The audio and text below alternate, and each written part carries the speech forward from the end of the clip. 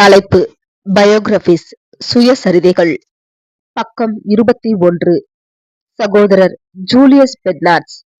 பிறப்பு 1913, மறைவு 1966.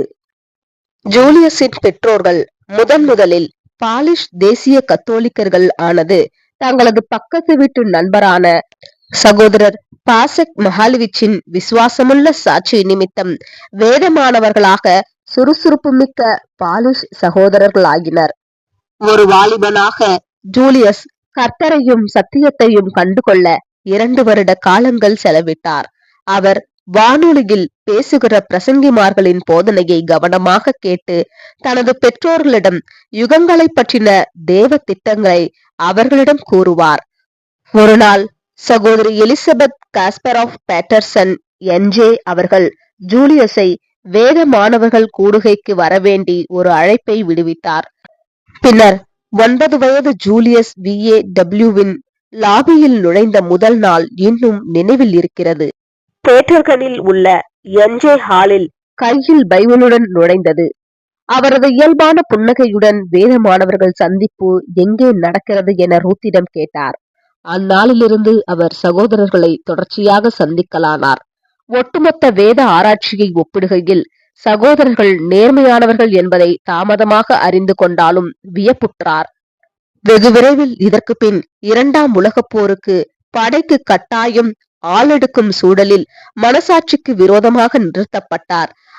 அவர் சகோதரர்களான ரேலூக், மைக்கேல் கெடர்ஃபா, நிக் காஸ்பர் மற்றும் ஹென்றி ஆரன்ஸ் ஆகியவர்களுடன் CPS முகாமுக்கு அனுப்பி வைக்கப்பட்டார்.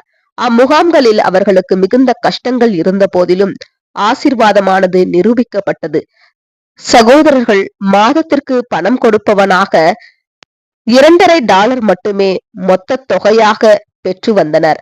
வேலை நேரத்திற்கு பின்னர் தொகுதி ஆய்வுகள் மற்றும் கடுமையான வேத விவாதங்களும் நடந்தன. வார இறுதி நாட்களில் மாநாட்டுக்கு செல்ல வேண்டும் என ஒரு உறுத்தல் இருந்தது. சில சமயங்களில் அருகில் வசிப்பவர்கள் இவர்கள் மீது அழுகிய பழங்களை வீசவும் அல்லது இவர்களை சாலையில் ஓட வைக்கவும் முயற்சி செய்திருக்கின்றனர். இவர்களை மஞ்சள் வயிறு எனவும் அழைத்தனர். எப்போதாவது அவர்களுக்கு லிப்ட் கொடுக்கும் ஒரு சிலர் இருந்தனர். என்ஜே ஈஸ்ட் ரூதர்ஃபோர்டில் உள்ள டானில்தான் எனக்கு ஜூலியஸ் அவர்களுடன் முதலாவது சந்திப்பு ஏற்பட்டது. அவர் முகாமிலிருந்து வந்தவுடன் அக்கறையுடன் மறக்க முடியாத உடன்படிக்கை எடுத்துக்கொண்டார். போருக்கு பின்பு ஜூலியஸ் முழுநேர ஊழியத்தை டானில் 1946 முதல் 1953 வரை செய்தார். என்ஜே பேட்டர்சன் எக்லிஷியாவில் அந்த வருடங்களில் மூப்பராக இருந்தார். அவர் டானின் வாராந்திர யாத்ரிக பணியிலும் நுழைந்தார். அவர் சுறுசுறுப்பு மிக்கவர் என பொதுவான சாட்சி பெற்றார். அவர் டான்ஸ் கப்பல் துறையையும் கையாண்ட பொழுது வானொலி நிகழ்ச்சிகள் அவரது திறமையினால் புகழின் உச்சியை அடைந்தது. சில வாரங்களில் ஒரு வாரத்திற்கு 3000 வானொலி கோரிக்கைகளுடன் நாங்கள் ஏமாற்றப்பட்டோம். ஒரு குறிப்பிட்ட வாரம் எங்களுக்கு 5000 வானொலி பதில்கள் கிடைத்தது. சகோதரர் கர்த்தருடைய ஜனங்களிடையே ஒரு பெரிய மறுசீரமைப்பு வேலையில் ஒன்றுபட்டு ஒரு பெரிய சாட்சி வேலையை செய்தார். 1951 ஜூலியஸ் சூப்பன்ஸ் அவர்களை விவாகம் செய்தார். அவரும் டானில் பணிபுரிந்தார்.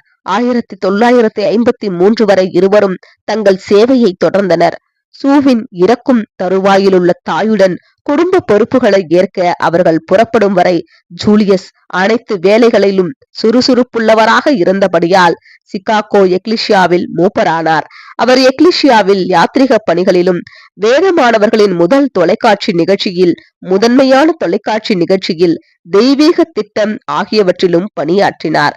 பணிகள் மற்றும் அவர் வெகுவாக அறுவடை செய்திக்கு துணை புரிபவராக இருந்ததாலும் சொற்பொழிவுகளில் நிறைய கருத்துக்களை வைத்து பேசுவதாலும் அவர் அதிக அளவில் ஆய்வின் சிந்தையில் காணப்பட்டதினாலும் இப்படி அறியப்பட்டவரான சகோதரர் ஜூலியஸ் அனைத்து சகோதரர்களாலும் விரும்பப்பட்டார். நீங்கள் நீண்ட நாட்களுக்கு அவர் பார்வையில் இல்லாவிட்டாலும் அவரது கண்கள் உங்களை நோக்கி இருக்கும் மற்றும் அவர் வேதாகம கேள்விகள் அல்லது வசனங்கள் மூலமாக உங்கள் எண்ணத்தை அறிய முற்படுவார். அவர் ஒப்பீட்டளவில் இளம் வயதில், அதாவது 53 வயதில் புற்றுநோயால் பாதிக்கப்பட்டார்.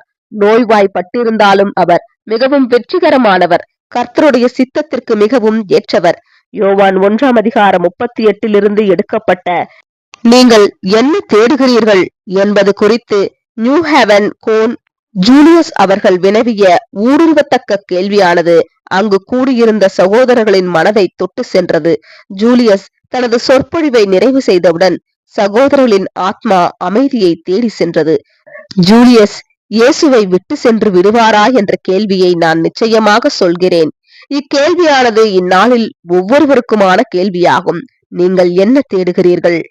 ஆமேன்.